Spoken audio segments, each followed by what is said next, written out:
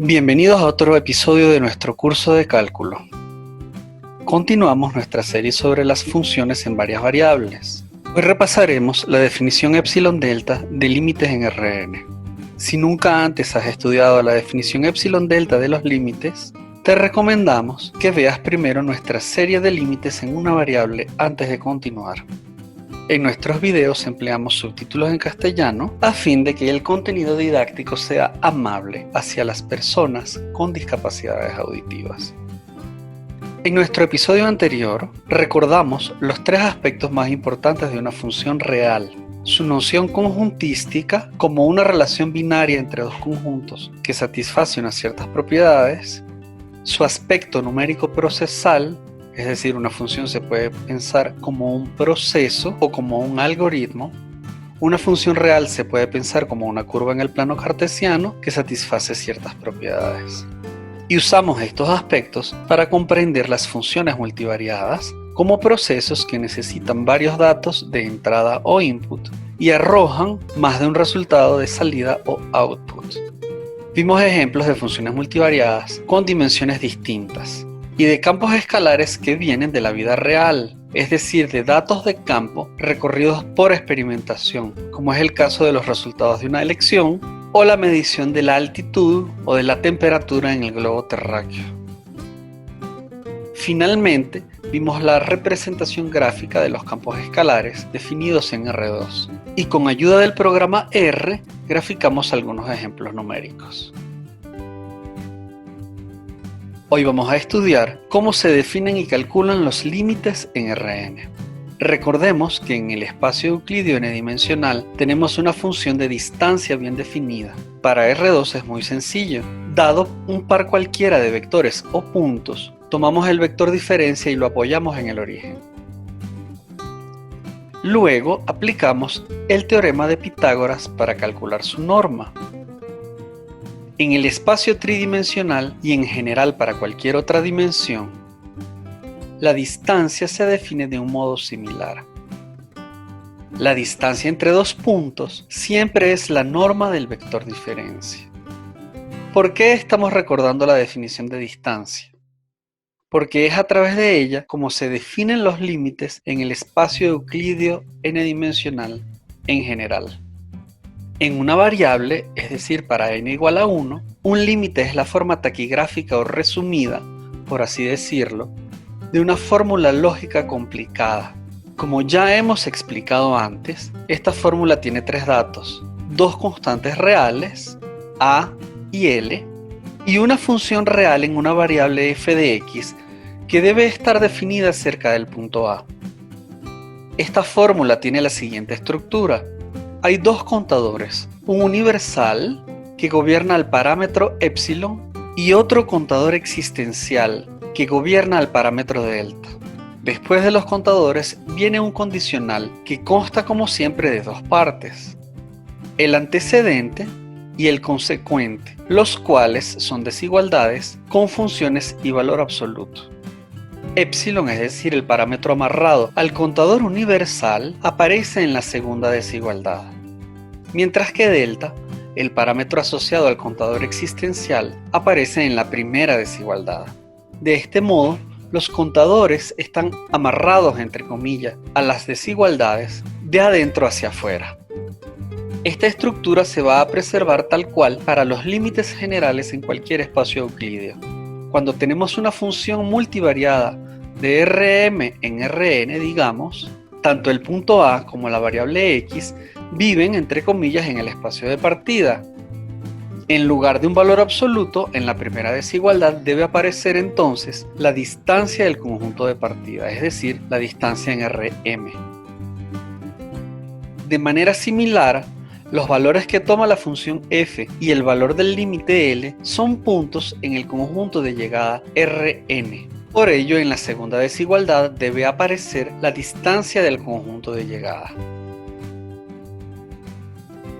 Ejemplos. Por motivos de comodidad en la notación, vamos a escribir la variable del límite con la letra P de punto, en lugar de la X usual que reservaremos para la primera coordenada. Para un campo escalar en dos variables, digamos la función f de xy, la variable de nuestra fórmula es un punto desconocido p, cuyas coordenadas son las variables reales usuales x y y. El punto A pertenece a R2, luego también tiene dos coordenadas que son dos datos. El valor L del límite es un número real, como lo son también los valores de las alturas de la función f. La primera desigualdad vive en R2, es la distancia de Pitágoras. Por su parte, el consecuente vive en la recta real, donde la distancia es el valor absoluto. Resumen. La fórmula del límite de una función multivariada tiene la misma estructura lógica de los límites en una variable. Hay dos contadores, un universal que amarra a epsilon y un existencial que amarra a delta. Hay un condicional que involucra dos desigualdades con funciones. El antecedente depende del parámetro delta amarrado al contador existencial y el consecuente depende del parámetro epsilon amarrado por el contador universal. En otras palabras, la fórmula se estructura desde adentro hacia afuera. Para los límites en una variable empleamos el valor absoluto, que es la distancia en la recta real. Para los límites generales empleamos la distancia general. Para calcular límites en varias variables, siempre que no haya problemas de dominio, se puede utilizar la sustitución ingenua, igual que en los límites de una sola variable. Por ejemplo, este límite es cierto, vale 1, para lo cual es suficiente sustituir los valores de las dos variables en el punto del límite a igual a 0,1. Vamos ahora a demostrar este límite por definición. La función f de x igual a x más y es un campo escalar en dos variables, es decir, está definida de R2 a R. La fórmula del límite, como ya sabemos, es muy similar. Igual que antes, como variable de esta fórmula, usaremos a la letra p de punto, para no confundirla con la x que empleamos casi siempre como primera coordenada del punto. Los datos de la fórmula son el punto A, la función f de xy y el valor del límite. Entonces, la primera desigualdad vive, entre comillas, en R2, mientras que la segunda desigualdad vive en la recta real. Antes de continuar entonces, vamos a escribir las distancias en estos espacios. Para el espacio de partida tenemos la distancia de Pitágoras. Para el de llegada, la distancia es el valor absoluto de la diferencia. Sustituyamos estos valores en la fórmula del límite. Limpiemos la pizarra y quitemos lo que sobra. Para demostrar el límite, como siempre, debemos construir una función delta de manera algorítmica.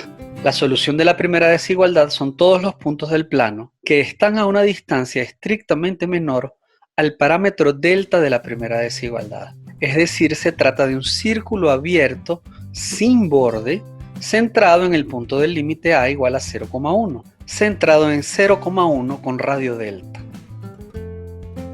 Dado cualquier epsilon arbitrariamente pequeño, debemos conseguir entonces a un valor delta suficientemente pequeño tal que la segunda desigualdad, es decir, el consecuente, sea satisfecha. Lo que haremos ahora es estudiar la expresión que aparece en el consecuente. Vamos a hacer un pequeño ajuste algebraico para estudiar el término derecho. ¿Por qué hacemos este ajuste y cómo se nos ocurre? Simplemente porque los números 0, 1 son las coordenadas del punto A al que tendemos. Por eso la diferencia P menos A es x menos 0, y menos 1. Gracias a la desigualdad triangular podemos separar estos términos. Ahora bien, ¿qué representa esta última cantidad? Dibujemos cualquier punto P igual a XY en el plano cercano al punto límite A igual 0,1.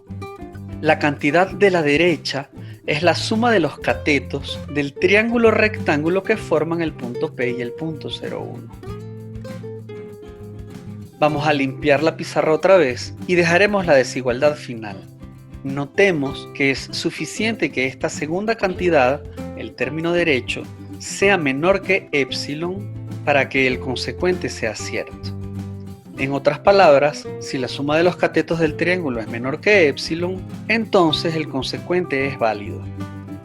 Esto sucede siempre que nuestro punto P no sobrepasa a un cuadrado centrado en el punto 0,1, en el cual la distancia desde este centro hasta cualquiera de sus bordes es estrictamente menor que epsilon.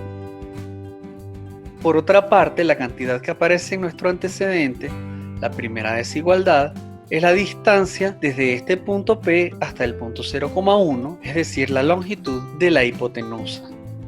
Los puntos que satisfacen la primera desigualdad son los que caen dentro de un círculo centrado en 0,1 con radio no superior a delta. Entonces, para satisfacer nuestro condicional, debemos conseguir un valor de radio delta, tal que si el punto cae dentro del círculo, también caiga dentro del cuadrado que dibujamos antes. Como se puede ver en la figura, el delta más grande que podríamos tomar es el mismo epsilon, y esto es algo que se puede demostrar de manera analítica. Podemos tomar también cualquier otro valor más pequeño, como la mitad de epsilon, o un tercio de epsilon, o una milésima de epsilon. Estos también funcionan. Acabamos de construir entonces, de manera algorítmica, una función delta, que está bien definida para cualquier valor pequeño de epsilon. Así pues, el límite es cierto. Acabamos de demostrarlo por definición. Hemos llegado al final de este episodio. Para más referencias te recomendamos el texto de cálculo de Dennis Seale y el libro de análisis vectorial de la serie Schaum de Murray Spiegel. También puedes mirar otros videos de nuestra serie. Si este te ha sido de provecho, danos un like y suscríbete a nuestro canal. Muchas gracias.